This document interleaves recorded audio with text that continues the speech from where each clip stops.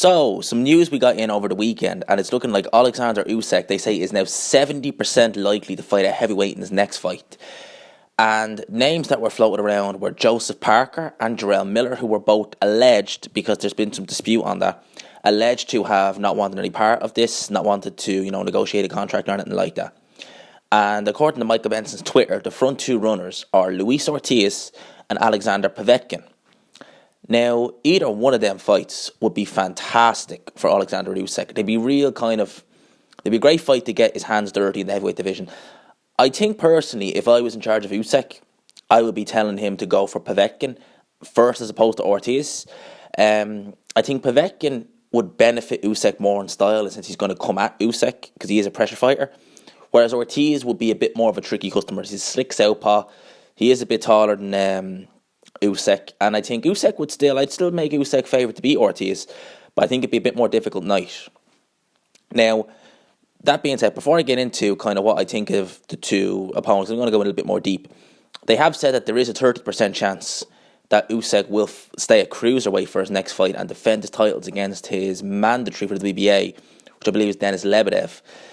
Now, me personally, I don't really want to see that fight. Denis Lebedev at this stage in his career is way over the hill. He's, taken some beatings over the years, and I seen his last fight against the American, I think, was it Mike Wilson was the guy's name? I think it was something like that. I'm not sure, but it was something like that. He was American, I think. American or Australian, I think he was American. It was on the card there in Monaco. He looked terrible. Well, he didn't look terrible, but he looked, an old man. He looked shot in there.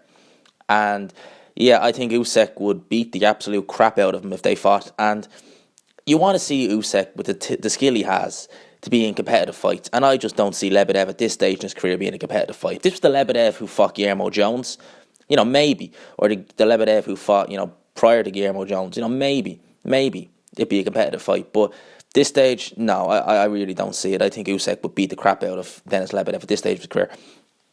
Now, if these two fights are alleged to happen, I can imagine the Povetkin fight, if it does take place, would be on an AJ undercard in Wembley, because I know Povetkin was saying he'd like to fight on AJ's undercard in Wembley.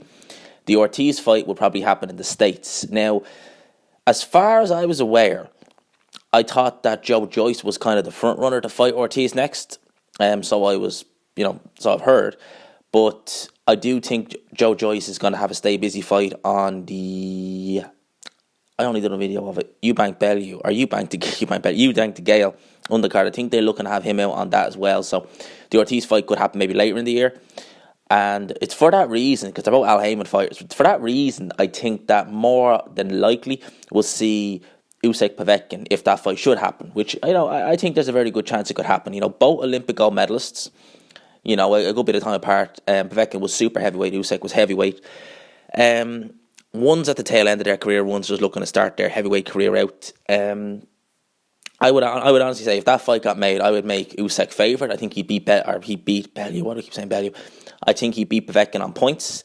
I think at this stage in Povetkin's career, he really only has a couple of good rounds in him. Like, he had a couple of good rounds at the start of the AJ fight before he gassed out a bit. And to be fair, AJ was hitting him in the body quite a lot with good jabs, which was fair enough.